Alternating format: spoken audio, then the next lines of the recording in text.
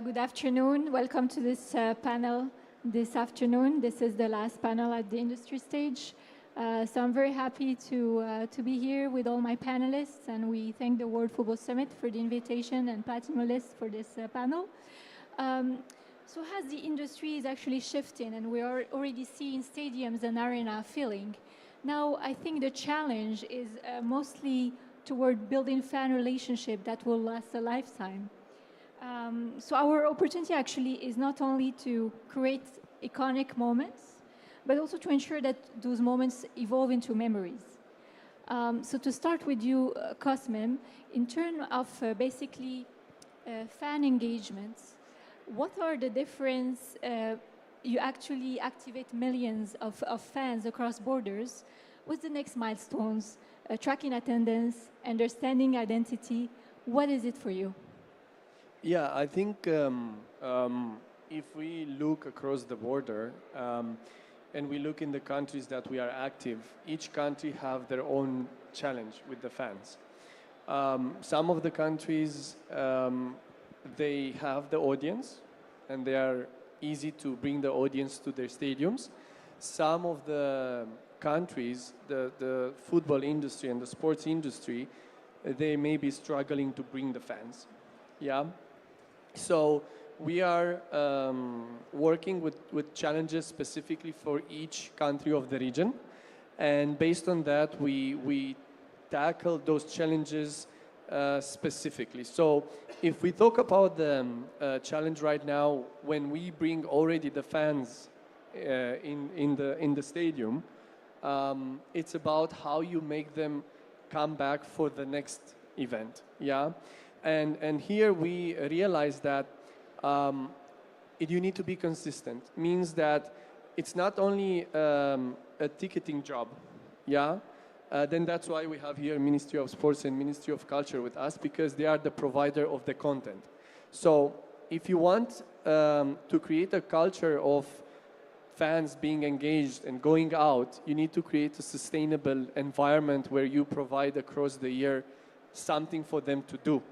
Yeah, and if you just have one activation and then after 8 months you have something else, you don't educate your fan to go out and be part of that community, because in the end it's about the community of event attendant to go out and be part of the sports community, where they go and they find their friends, they book that date for that specific time of the month, and then they know that after 2-3 months they need to go to another event and so on. And then you need first the content, and the content is a very hard job between the government, between the private sector, to bring the IPs of sports. And then based on that, you bring the people out, and then once you have them in your environment, you start creating the engagement, creating the retention, and how do you bring them back? How do you keep them updated? How do you tell them that don't book your vacation next month because we have the Spanish Super Cup and so on. So this is something that I can see in the region, because we are talking about GCC, is that we need to create, alongside with our partners, the government and the private sector, a sustainable sporting industry where we can provide constantly and create the culture and the community of going out for sports. Thank you, Cosmin. Abdullah, actually moving to you and a bit jumping on what Cosmin is mentioning. With the Vision 2030, how has Saudi Arabia embedded fan data and retention into the national KPIs? Yes, hello. So in terms of KPIs, in terms of major international events for international IPs, our main focus is to bring tourism, to increase tourism. We work with STA, the Saudi Tourism Authority. They have more than 2,000 partners around the world.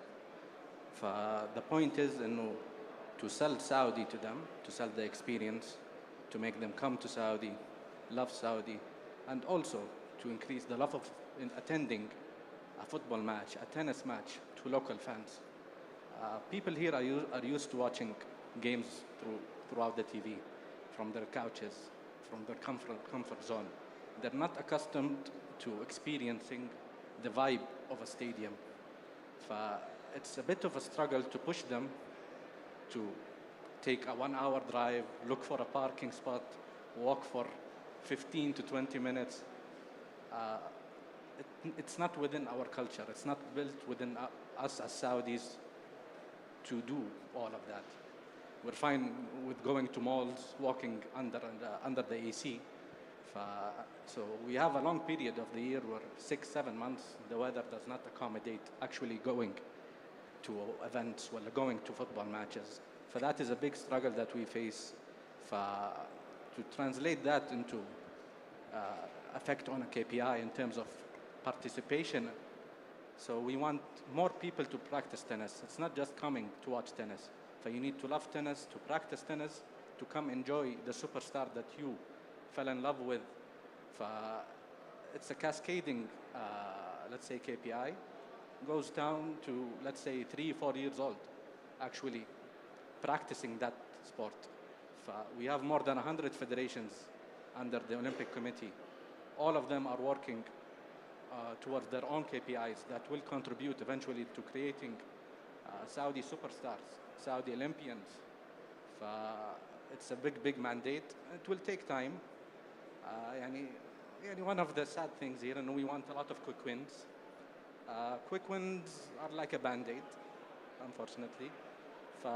Some people are doing the marathon, and in terms of us doing mega events or hosting mega events, is a quick win to make people love the sport more. We never had a major tennis tournament in Saudi. An official, we started 3 years ago with ATP Next Gen. It's for the younger generation, it's for the younger superstars. For the past 2 years, we did the WTA finals. You can see it reflecting on the numbers. We have more nationalities visiting Saudi just to attend these events. When they're here, we need to win them. We need to retain them. We do get a lot of, let's say, footfall from it, but we also get a lot of retention. People are visiting Saudi again. They're coming and having a good experience. They're coming to Formula One and saying, no, this is one of the best Formula Ones that we ever attended. One of the cheapest also, but one of the best. It has a big, big effect on a major KPI of increasing participation, of loving sports, of actually activating the community. Abdullah, thank you very much. And actually, to jump on what you mentioned, you mostly touch base on culture.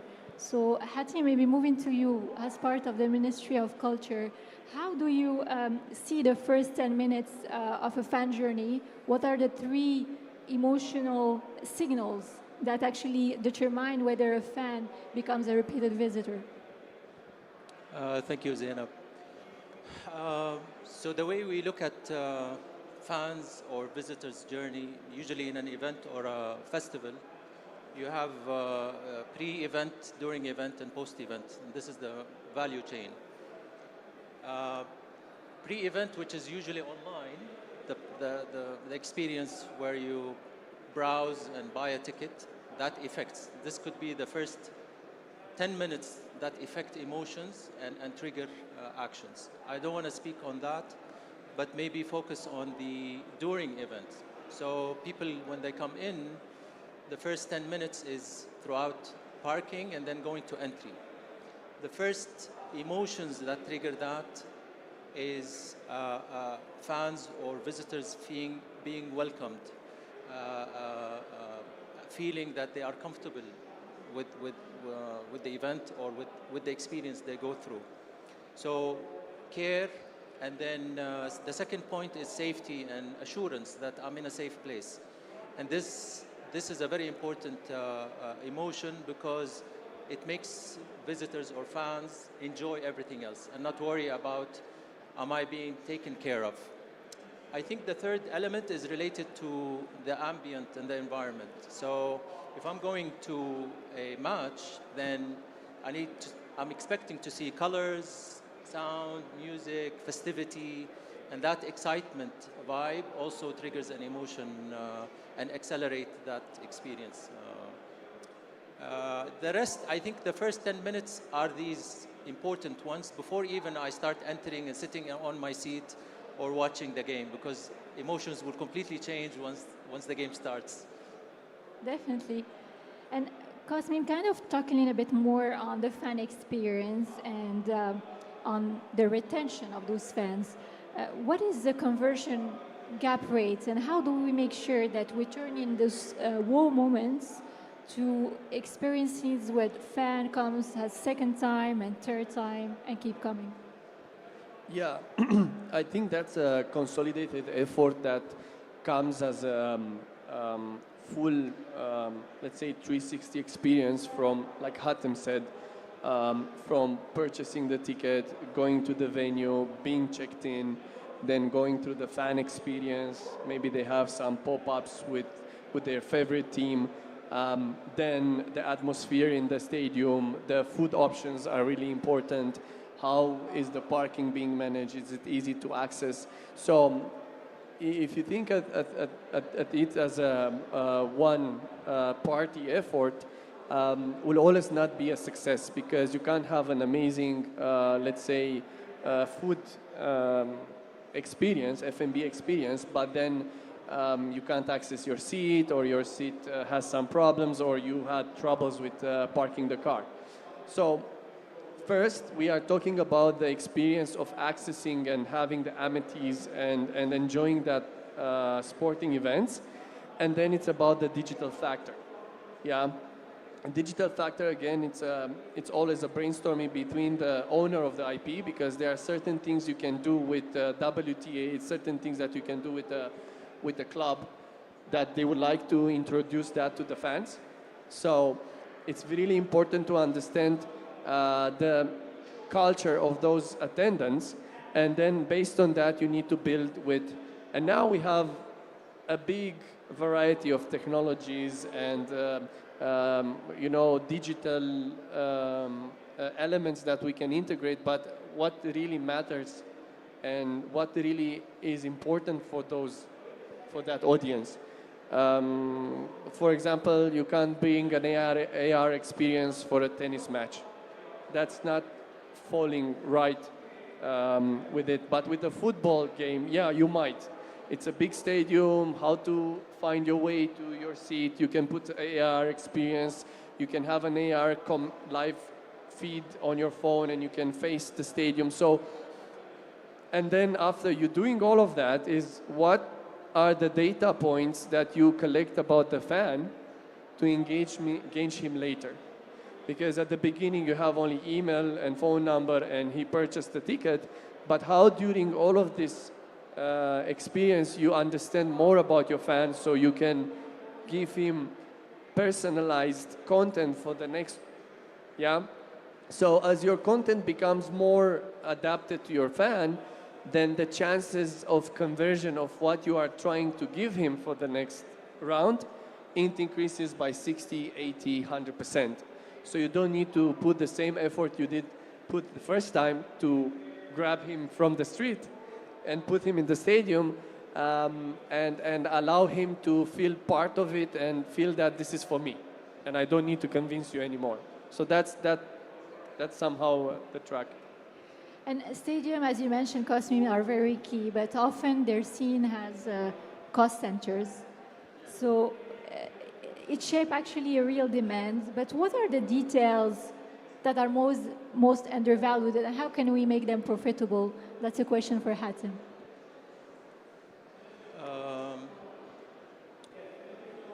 So,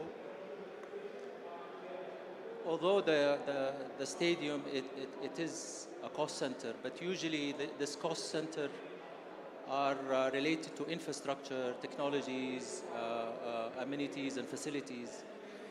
Now, I believe,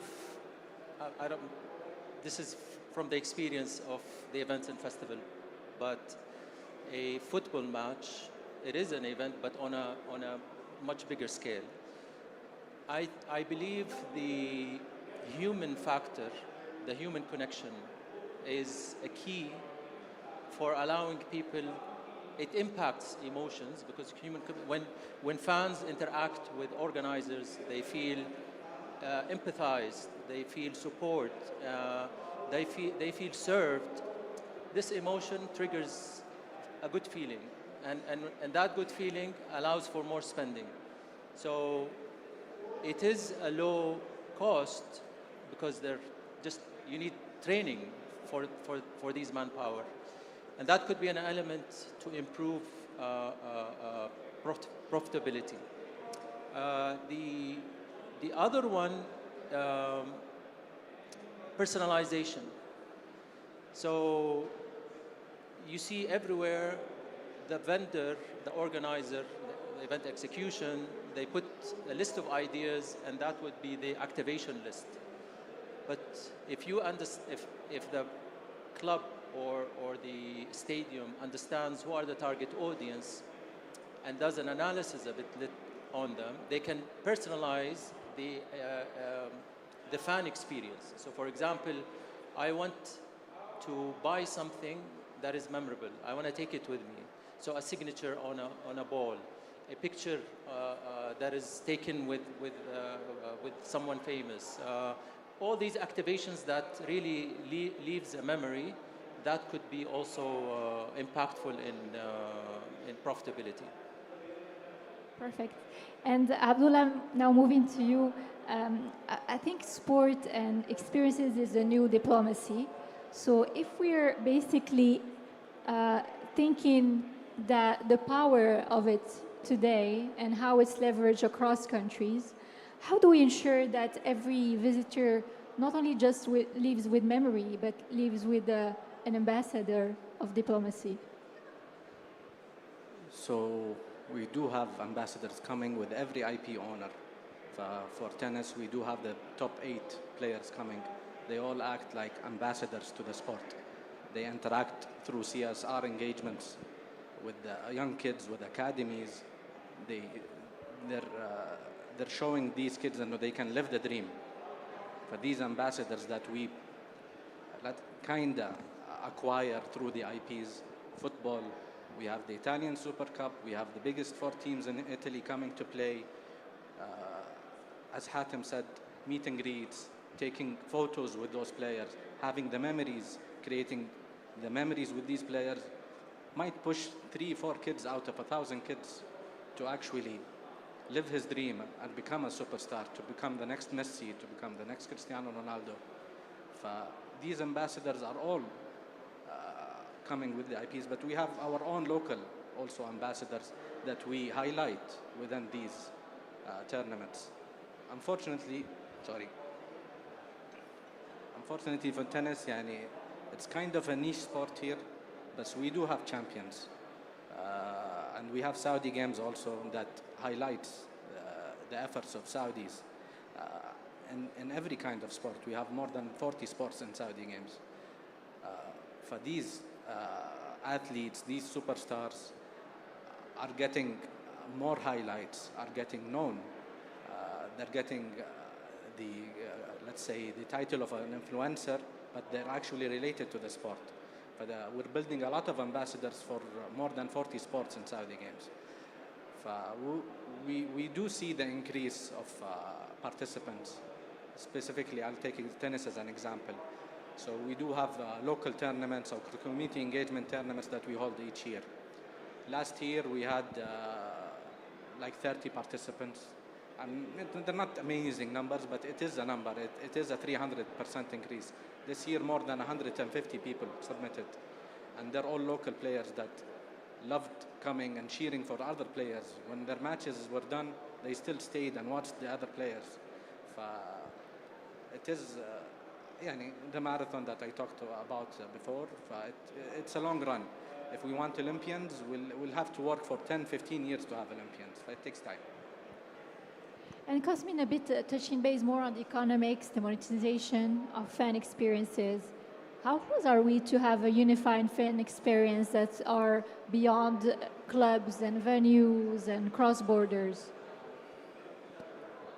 Yes. So, fan experiences. I'll just give an example. I'll make a small comparison. Saudi. Yeah, it's a very strong culture of football. Yeah. Here we are talking about 75 to 80% averagely occupancy of matches, and they have a strong base of local fans for each stadium. In other countries in the region, it's not exactly like that. So for them, it's a problem of how we bring more fans, how we engage, how we convert the audiences around in fans. And then you have the other factor where Saudi is 80-90% locals. Yeah, in the other GCC countries, you have 15-20% locals and 80% expats. How would you expect an expat to be a fan of a local club where they were not born there and so on? So those are questions to be answered. How do we get in other countries expats to love football and be a fan of a local club? Will that become leisure activity for them, a night out to go out with the family and with the kids and experience the football experience with a local club, coming from Europe, Asia, any other parts of the world? And then you have Saudi, which they are born and their father are a big fan of this club and they grow up with the same feeling and they want to go to the same club and they will love it from father to son and so on. Then you look at these small details and understand what is my strategy to engage these fans and what is beyond being a fan, yeah? So you go in the region where you have a local presence, a very small local audience, and then you create your engagement plans for the expats to come and enjoy, a local match. And what do you do for them to be there? Do you understand what this family want to have? They want to have a kids playing area before the match, some activations where they can spend some time with the players before the match, and then you have some maybe elements from the country they are coming. So you need to understand the demographics. Who are your biggest second fan beside the local audience? Are the Germans? Are the French? Are the Europeans? Then what do they normally do in their country to come and to bring them in the event and make them be part of it? And then you go to here and you understand in Saudi that it's different level and you need to do something else. So it's about understanding, auditing, assessed, and then adapt your strategy of fan engagement and beyond the match or the football activity to understand how you keep them. And then you have the Asian crowd, which they love rewards. It's like if you attend this match, you have the chance to win one of the 20 iPhone Pros put in game, or you will win a car. There are 3 as a prize, and then these guys will come and will be part of that. So there are many ways to do it, but I think essentially is understand the local specific of where you are and what you have to do, and then build on that. And you have tools, data, and so on. Perfect. And actually, kind of touching base on monetization, how do we put this economic value into place? Hatim, like you mentioned about emotions, what are the things or that technology will never change in a fan experience or should never change? So I think this is a very good question because technology is prevailing and it's continuing to grow. And now with AI, it's taking, control of everything.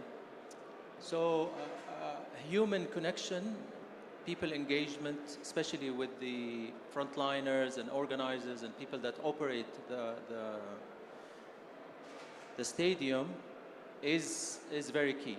So that technology cannot replace. Technology should amplify the experience and make it easy for the fan to reach whatever they want. Other than that, the human connection, it's always going to be with the people. So for example, and this requires rigorous training. So the problem is that what we don't go through here is specific orientation for each zone. So today when people, the human capital are brought into the stadium and they are trained, all of them are trained on the same concept, on the same information they need to provide. On the opposite, if the frontliners were trained on emotional intelligence, were trained how to look at fans when they come in, trigger emotions, understand body language, be proactive, always have a smile, they will change the visitors coming in with a bad experience from the parking and changing that to become a better experience. Technology won't do that for you. So technology can support a lot in crisis management, for example. So imagine a stadium that has an app, and then everyone knows if during an emergency I just need to press a button. That is a security button. That would alert people that there is a situation happening. But that supervisor, when he comes in, he needs to understand how to speak to the person, what they need to do. So human factor, I believe, still is the main element that technology will never replace.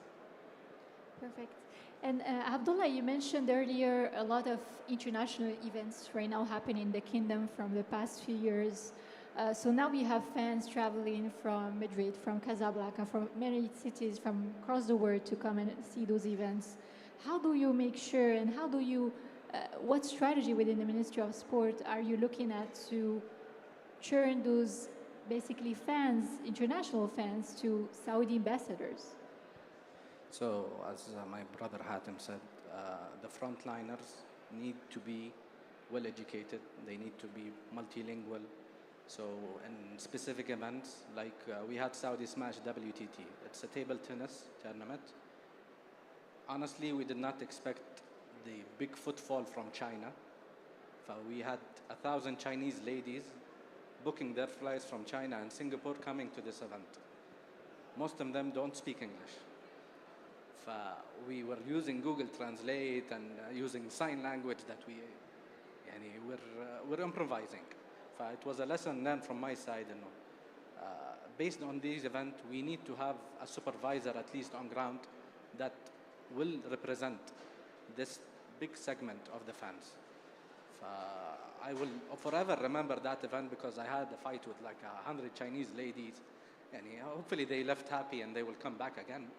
But it was one of the big learning points or learning curve for us. And we do need to prepare for these international visitors.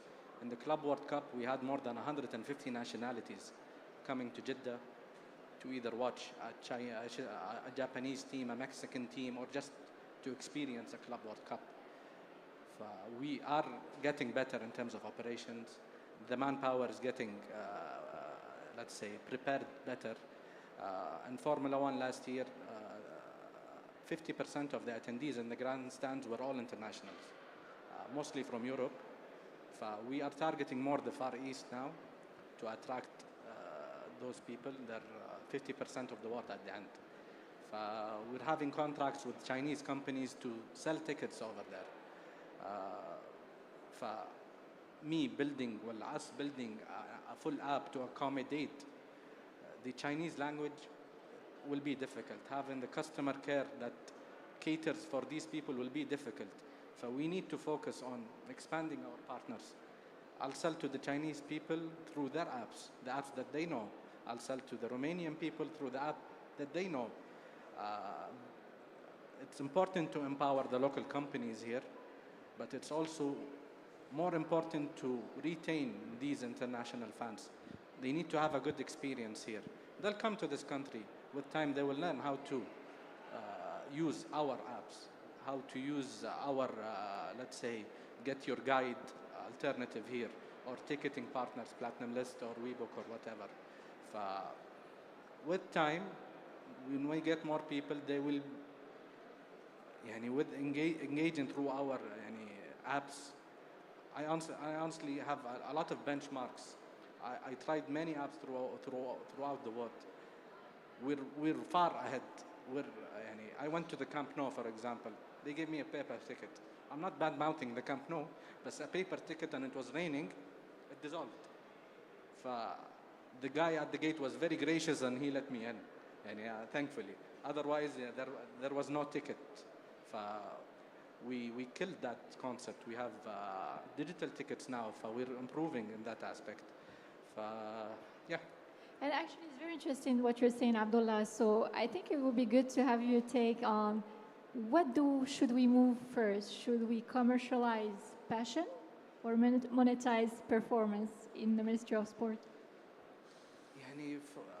Let's build the fan base first, then think about commercializing or monetizing on it. Okay. Let's make people love and value the sport. People already value football here, but they're not willing to pay a lot of money to watch a football match, unfortunately. For them to have an amazing experience here and keep coming again, with time we will create demand. Supply is always there, but we're honestly not covering that supply. Once we have the demand, as an example, Al-Hilal and Nasr, they're increasing their prices. It used to be 15 riyals, 20 riyals 3 years ago. Now they're selling tickets for 400 riyals, 500 riyals. They are monetizing on it. They're improving the experience. With time, each club, each entity, each tournament will be self-sustainable. We need to inject the private sector in. Us, as governmental entities, we need to be a governor more than an executor. To reach that point, it will take time. Acquiring IP at the moment is a bit expensive for a private sector to actually break even. But when we become a powerhouse of hosting sporting events in the world, boxing, football, tennis, concerts, then we can monetize on it. It would be great to have just a 30-second answer for both of you to get your perspectives as well. Hatim, maybe you want to start, or Cosmin? Just wanted to add something Yes. that Abdullah said about the level of service that Saudi is providing when it comes to the digital experience accessing sporting events. I can confirm we are in 18 plus countries, and the difference between even Europe, which should be ahead of anybody, here things are pushed to the limit. Like they are pushed and the technology is really good. The experience to buy tickets, to be part of the digital ecosystem is way better than Europe, I can say. And this is somehow in the whole region.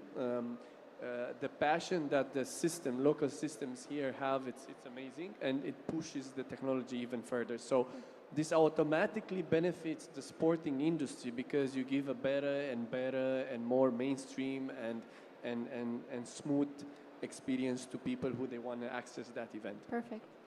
Hatim, maybe just a few words. Yeah, so I think what I want to mention is probably the opportunities, the low-hanging fruit.